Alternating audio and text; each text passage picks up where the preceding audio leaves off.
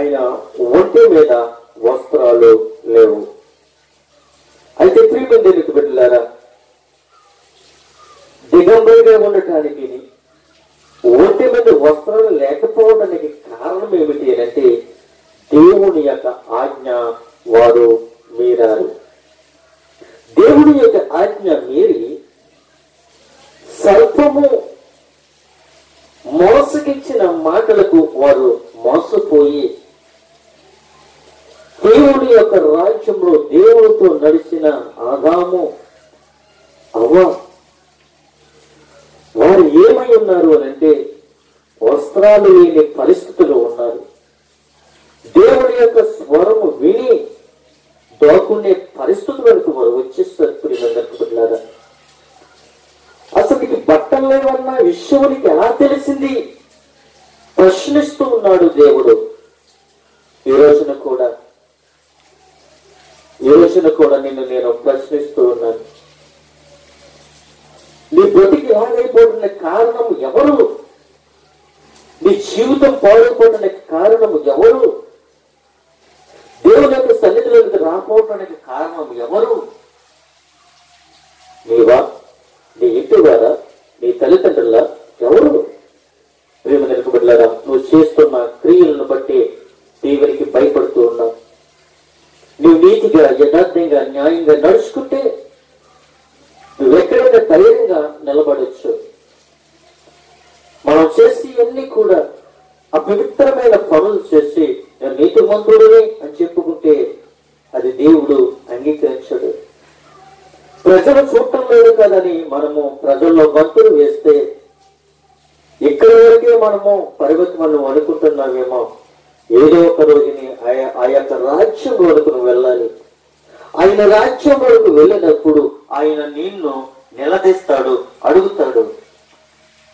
ఆదాము అడుగుతున్నాడా లేదా? ప్రియమందరికి బిడ్డారా, ఆదామా నువ్వు దోపడనే కారణం ఏమిటి? వస్త్రము లేదన్న విషయము ఏమిటి? నేను దిగంబరిగా ఉన్నావని ఎవరు చెప్పారు? అయితే ప్రియమందరికి బిడ్డారా, ఆయన అంటూ ఉన్నాడు, దిగంబరునని నీకు తెలిపిన వాడు ఎవడు అని చెప్పినప్పుడు దేవుడు ఆదామును ప్రశ్నిస్తూ ఉన్నప్పుడు నీవు తినొద్దని చెప్పిన వృక్షఫలము తిట్టుగా కొన్ని తినవచ్చును, ఒకటి తినకూడదు అని చెప్పినప్పుడు వాడు తినేస్తారు. ఏదైనా తోటలో దేవుడు ప్రతి వృక్ష ఫలాన్ని మొలిపించాడు. ప్రతి వృక్ష ఫలాన్ని నువ్వు తినొచ్చు అని చెప్పాడు. ఆ మధ్యనున్న ఆ యొక్క చెట్టు పండు మాత్రమే నువ్వు తినకూడదు అని ఆజ్ఞాపించాడు. ఎప్పుడైతే ఆజ్ఞాపించాడో ఆ ఆజ్ఞలను వారు మీరారు. దేవుని మాటను నిరర్ధకము చేసి దుష్టుడి యొక్క మాటని హృదయంలో పెట్టుకున్నారు. దుష్టుడి మాట హృదయంలో పెట్టుకుని వాళ్ళు తిని వారు చిక్కుపడుతూ భయపడుతూ దాక్కుంటూ వారు దేవునికి దూరం అయిపోయారు. ప్రియమైన బిడ్డలారా, మొట్టమొదటిసారిగా దేవుడు ఆదామును పిలిచాడు. అలాగే రెండవ విషయంలో మనం చూస్తున్నట్లయితే దేవుడు అబ్రహామును పిలుస్తూ ఉన్నాడు. అబ్రహామా అని దేవుడు పిలుస్తూ ఉన్నాడు. ప్రియమైన బిడ్డలారా, చూడండి ఆదికాండము 22వ అధ్యాయము 1వ వచనము 2వ వచనంలో మనం ధ్యానించుకున్నట్లయితే ఆయన అబ్రహామును ఇలాగా పిలుస్తున్నాడు. ఆ సంగతులు జరిగిన తర్వాత దేవుడు అబ్రహామును పరిశోధించెను. ఎట్లనగా ఆయన అబ్రహామా అని పిలుచుగా అతడు చిత్తము ప్రభువా అంటూ ఉన్నాడు. అయితే ప్రియమైన దేవుని యొక్క బిడ్డలారా, దేవుడు అబ్రహామును ఆయన ఏం చేశాడు అని అంటే పిలిచాడు. పిలిచిన వెంటనే అబ్రహాము ఏమంటున్నాడు అంటే చిత్తము ప్రభువా అని చెప్తూ ఉన్నాడు. అబ్రహామును పిలిచుటకు మునుపు అబ్రహామును పరిశోధిస్తూ ఉన్నాడు. అబ్రహామును పిలిచే ముందు అబ్రహామును పరిశోధిస్తూ ఉన్నాడు. పరిశోధిస్తూ అంటూ ఉన్నాడు, ఆయన పిలుస్తాడు, అబ్రహామా అని పిలుస్తాడు. వెంటనే అంటూ ఉన్నాడు, చిత్తము ప్రభువా అని అంటూ ఉన్నాడు. చూడండి ప్రేమంతుని దేవునికి బిడ్డలారా, చిత్తం ప్రభువా అని ఎప్పుడంటాము అనంటే, ఎవరైనా ఏ యొక్క అధికారం వచ్చినప్పుడు ఆయన నిన్ను పిలిచినప్పుడు చిత్తమండి చిత్తమండి చిత్తమండి అని అడుగుతూ ఉంటాం.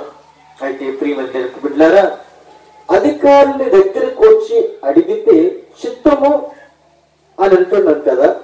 కానీ దేవుడు తన రాజ్యములో, పరలోక రాజ్యములో ఉండి భూలోక రాజ్యములో ఉన్న అబ్రహామును పిలుస్తున్నాడు. అబ్రహామా అని పిలుస్తున్నాడు.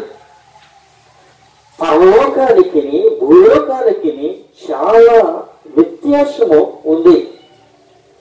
కొన్ని వందల కిలోమీటర్లు ఉన్న ఆ యొక్క పరలోక రాజ్యము నుండి ఈ భూలోకములో ఉన్న అబ్రహామును దేవుడు పిలుస్తున్నాడు. అబ్రహామా అని పిలిచిన వెంటనే అబ్రహాము చిత్తము అని అంటూ ఉన్నాడు.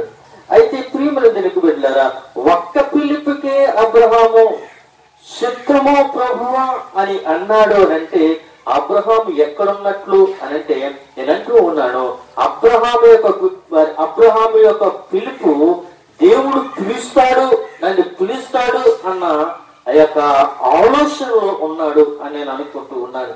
నా దేవుడు నన్ను పిలుస్తాడు అన్న ఆలోచనలో ఉన్నాడు అని అనుకుంటున్నాను. దేవుడు అబ్రహామా అని పేరు పెట్టి పిలుస్తాడు అన్న ఆలోచనలో అబ్రహాము ఉన్నాడు అని అనుకుంటున్నాడు. అబ్రహామును నువ్వు ఒకసారి జ్ఞాపకం చేసుకున్నట్లయితే పిలుస్తాడు అని తెలుస్తాడు అని నేను అనుకుంటున్నాను. ఏంటంటే దేవుడు అబ్రహాము పిలుస్తాడని, అబ్రహాము ఎక్కడున్నాడు అని నేను ఒకసారి ఆలోచించినట్లయితే పరిశుద్ధాత్మ దేవుడు నాతో మాట్లాడుతున్నాడు.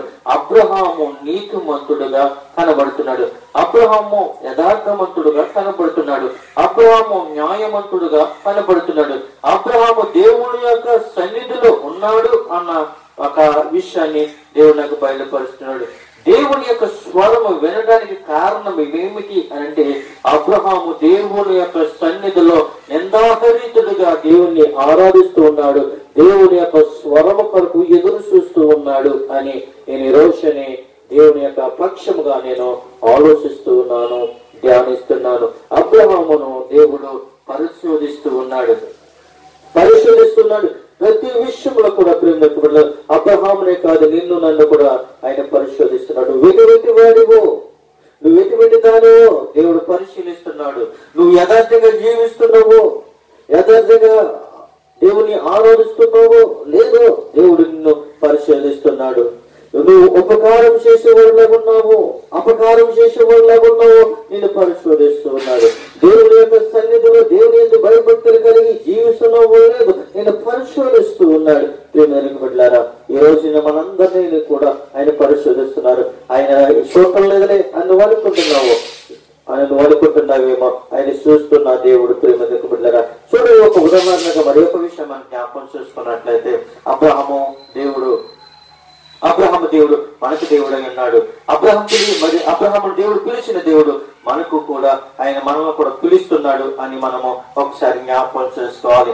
ఎందుకని ఈ మాటలు చెప్తూ ఉన్నాను అంటే, దేవుడు మనల్ని చూస్తున్న దేవుడు, దేవుడు పిలుస్తున్న దేవుడు. మన ఇంటికి సీసీ కెమెరాలు పెట్టుకుంటాం, అర్థమవుతుందా? మన ఇంటికి వేలు ఖర్చు పెట్టి ఇంటి చుట్టూరు సీసీ కెమెరాలు పెట్టుకుంటాం. సీసీ కెమెరాలు ఎక్కడెక్కడ పెడతాము? గదుల్లో పెడతాము, ఇంటి వెనకాల పెడతాము, ఇంటి మొదలు పెడతాము, ఇంటి పక్కన పెడతాము.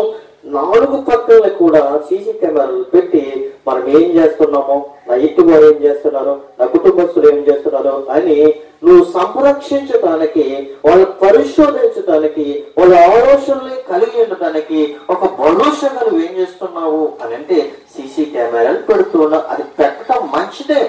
ఏ సమయాన్ని ఏం సంభవిస్తుందో మనకు తెలియదు కదా. ఈ రాష్ట్రంలో సీసీ కెమెరాలు పెడతాం మంచిదే, కానీ అంటున్నాడు ఈ 4 సీసీ కెమెరాల కోసమే ఇంత ప్రాధాన్యపడుతూ ఉంటే, నిన్ను నన్ను కూడా ఒక్క చూపుతో, ఒక్క సీసీ కెమెరాతో ఈ సృష్టిని చూస్తున్న దేవుడు నిన్ను నన్ను కూడా ఎంత పరిశోధిస్తున్నాడో